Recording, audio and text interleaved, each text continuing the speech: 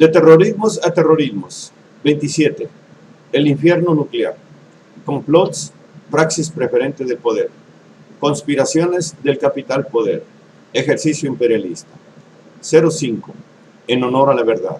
El compromiso filosófico. Parte 7. Esta es una obra del maestro Héctor Alejandro Mora Gallardo. Para de corrido decir una gran verdad que da cuenta de la constitución del injusto orden que priva en la modernidad. La mayor parte del mundo sometida al dominio colonialista de Occidente. Decenas de millones de hombres fueron convertidos en esclavos. Decenas de millones de familias fueron destruidas. Todos los recursos, los derechos y la cultura de las naciones colonizadas fueron saqueados, los territorios ocupados y los pueblos autóctonos humillados y diezmados. Cierto, verdad histórica que los representantes de las naciones coloniales suelen pasar por alto, así como también los gobiernos neocolonizados como los neopanistas y la tecnocracia priista en México, los que son incapaces de reconocer la historia y de atreverse a sugerir un enunciado de tal resonancia histórica, puesto que, como lo estamos contemplando, los propósitos de capitalizar los recursos de la periferia siguen auspiciando el intervencionismo neoimperialista. Por supuesto que el occidente contemporáneo sigue siendo colonialista. Dicha esta verdad histórica que comprende a toda la era moderna, pasa a referir al 1109 en el Foro de las Naciones Unidas, como debe ser, pues tal acontecimiento reverbera en la zona del Medio Oriente y en el Asia Central, afectando a Irán, en resultas de que las flechas imperialistas le están apuntando a su país. Por lo que para los iraníes es de vital importancia analizar el 1109, puesto que su reverberancia y oleaje bélico repercute en su contra, partiendo del uso del acto terrorista, lo que es igual a aprovechar el shock causado en la ciudadanía, magnificado con la caja de resonancia propagandista, haciendo creer que el mundo libre estaba expuesto a un inmenso e inminente peligro, por lo que para combatirlo había que declarar la guerra total en contra del terrorismo y particularmente en contra de un tal Osama Bin Laden, peligrosísimo terrorista que desde una rústica cueva en las montañas de Afganistán amenazaba a la mayor potencia militar del orbe. Argumento de por sí absurdo, que el paso del tiempo lo pone en su lugar el ridículo, como todo lo que emana de la gran mentira. Y Ahmadinejad fue capaz de decirlo en la Asamblea General, preocupado por las consecuencias de tal excusa manida. Alrededor de 3.000 personas perecieron aquel 11 de septiembre y eso nos entristece profundamente. Pero en consecuencia, son cientos de miles de personas las que han muerto en Afganistán y en Irak. Son millones los heridos y los desplazados. Y el conflicto prosigue aún y se extiende. Importante es reconocer que además de la matanza llevada por los modernos cruzados al oriente, el número de desplazados que migran a los países vecinos como Siria le plantea a estas naciones un gran problema. ¿Y qué hacen los pusilánimes de la ONU y el payaso que la preside? Lamentamos mucho el veto que Rusia y China ejercieron en el Consejo, evitando que procedan más sanciones en contra de Siria. Eso es la abyección diplomática llevada a la ignominia, para cuando la OTAN y los lacayos de Sarkozy, Berlusconi y Cameron siguen la ruta de la bruja hollywoodera en dirección a Siria, la siguiente nación marcada en el mapa de la ruta destructiva sionista. ¿Y cómo empezó la trifulca en Siria? La injerencia en Siria se puede descubrir comenzando por revelar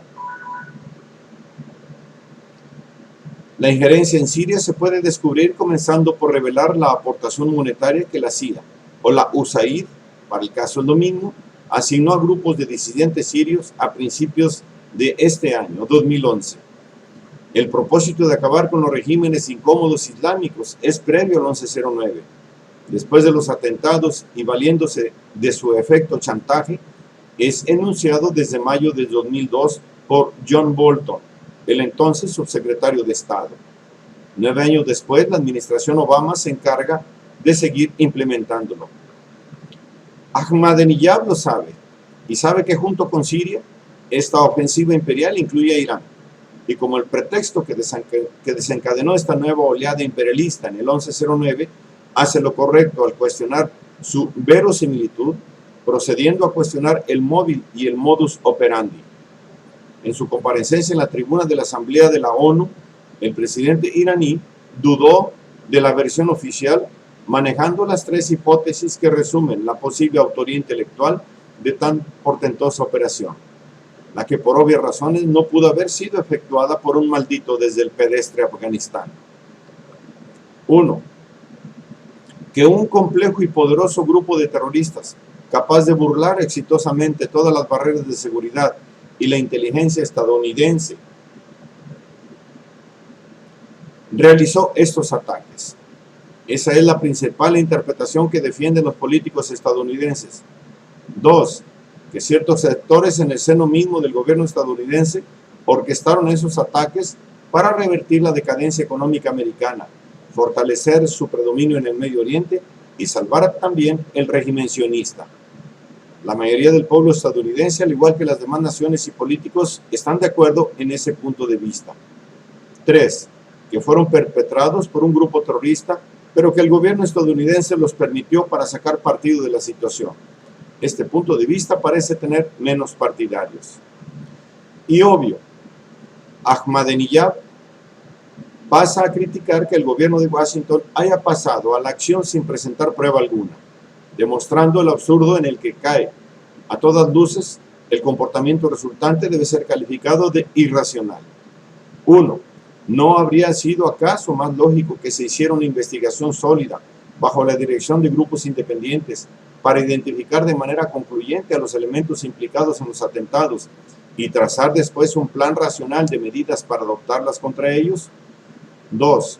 Si tomamos en cuenta el punto de vista estadounidense, ¿resulta acaso racional desatar una guerra convencional mediante un amplio despliegue de tropas que ha llevado a la muerte de cientos y miles de personas para contrarrestar un grupo terrorista?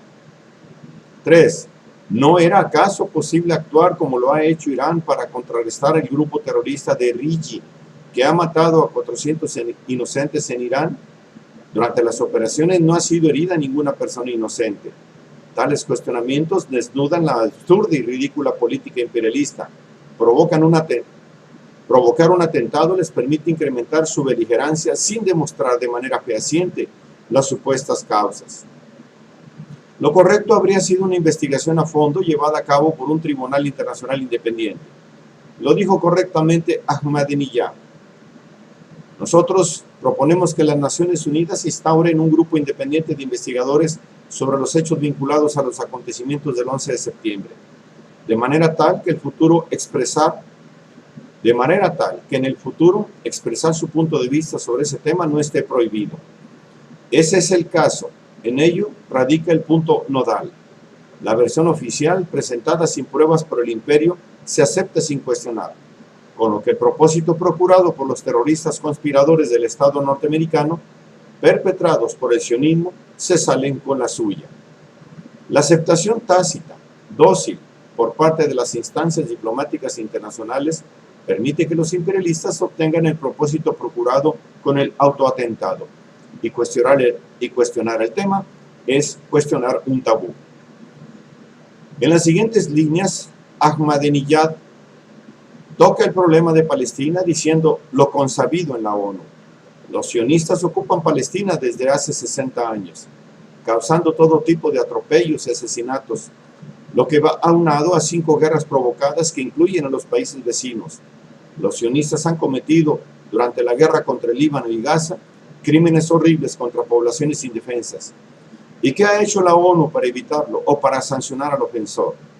Cuando que ese régimen, el de Israel, que goza del apoyo incondicional de los estados occidentales, amenaza sistemáticamente a los países de la región y anuncia públicamente el asesinato de personalidades palestinas o de otras nacionalidades, mientras que los defensores de los derechos palestinos y quienes critican ese régimen son objeto de presiones y son calificados de terroristas y de antisemitas. Todos los valores, incluyendo la libertad de expresión en Europa y en Estados Unidos, están siendo inmolados ante el altar del sionismo. Ni más ni menos, el imperialismo y el terrorismo de Estado encuentran su máxima expresión en el ejercicio de ocupación de Palestina. Ante los ojos del mundo, viene procediendo con todo tipo de arbitrariedades, desde los originales actos terroristas en contra de los representantes británicos y las masacres de palestinos en los años 40, hasta la prisión permanente en Gaza agravada con la genocida invasión militar en diciembre-enero de 2008-2009, pasando por la arbitrariedad de haberle permitido a Israel la fabricación de artefactos nucleares. Y nadie pone el grito en el cielo, como si lo hacen porque Irán pretende implementar la tecnología nuclear. ¿Se acuerdan de quién le quería vender artefactos nucleares a Sudáfrica del apartheid? Sí, cuando pretendía anexionarse a Angola y los cubanos los pararon en duro. ¿Quién se quiere acordar? Y conste que es un caso que recientemente salió a la luz. Ahmadinejad propone el retorno de los exiliados y el referéndum para que todos los palestinos erijan su soberanía y escojan su forma de gobierno. De hecho, ya lo hicieron, y jamás resultó el vencedor, lo que los sionistas y sus idiotas útiles en Occidente no aceptaron. Ahora Palestina busca ser reconocida en la ONU como un Estado en procura de obtener soberanía y representación ante el mundo. Pero ya sabemos, los villanos de la Realpolitik harán todo lo posible para impedirlo.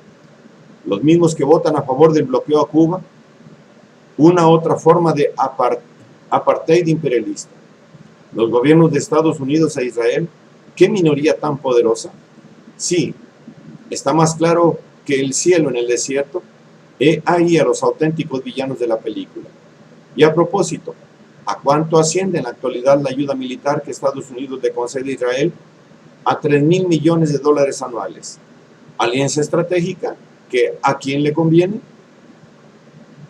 En lo concerniente al uso de la energía nuclear, Ahmadinejad propone lo correcto, que su empleo sea exclusivamente para fines pacíficos, uso civil y no militar.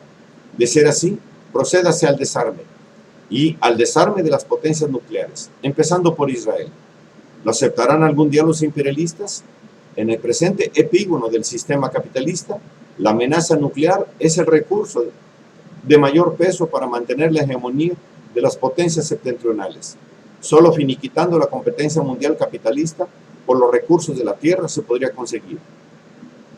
Como un cuarto punto, Ahmadinejad trata el tema concerniente a la indispensable reforma de las Naciones Unidas, también planteando lo consabido, pero bloqueado por la inercia burocrática que favorece el status quo imperialista. La incapacidad de la ONU proviene de su estructura injusta. El Consejo de Seguridad, donde se ejerce el privilegio del veto, monopoliza el poder principal, mientras que el órgano fundamental de la organización, la Asamblea General, ha sido marginado. Durante las últimas décadas, al menos uno de los miembros permanentes del Consejo de Seguridad siempre ha estado implicado en conflictos. Y ya sabemos quién ostenta el récord mundial de intervenciones. El privilegio del veto proporciona impunidad a la agresión y a la ocupación. ¿Cómo puede esperarse eficacia cuando el juez y el fiscal son también parte? Y así quieren arreglar el problema en Palestina. Que dialoguen las dos partes y nosotros arbitramos. ¡Qué descaro! Cierto, las Naciones Unidas constituyen el más importante centro de coordinación de la gestión común del mundo. Es necesario reformar su estructura de manera que todos los estados y naciones independientes puedan asumir una contribución activa y constructiva en la gestión mundial. Pero, tal y como lo expresamos ya en un artículo anterior en esta serie, la ONU fue concebida desde un principio para ser utilizada por los imperialistas como un organismo encubridor, por lo que su reforma significa la supresión del imperialismo. ¿O no se da? Puesto que desgraciadamente la ONU viene siendo el Consejo de Países Poderosos, más propiamente, el Consejo manipulado por el más poderoso de los países, se constituye en garante de la ofensiva imperialista. Legítima defensa que el presidente iraní proclame lo siguiente: yo afirmo explícitamente que la ocupación de terceros países bajo el pretexto de imponer la libertad y la democracia es un crimen imperdonable.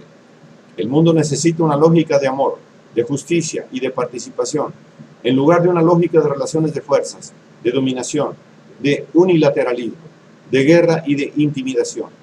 El mundo necesita ser gobernado por hombres tan virtuosos como los profetas de Dios. Utopía teocrática, Platón y Mahoma.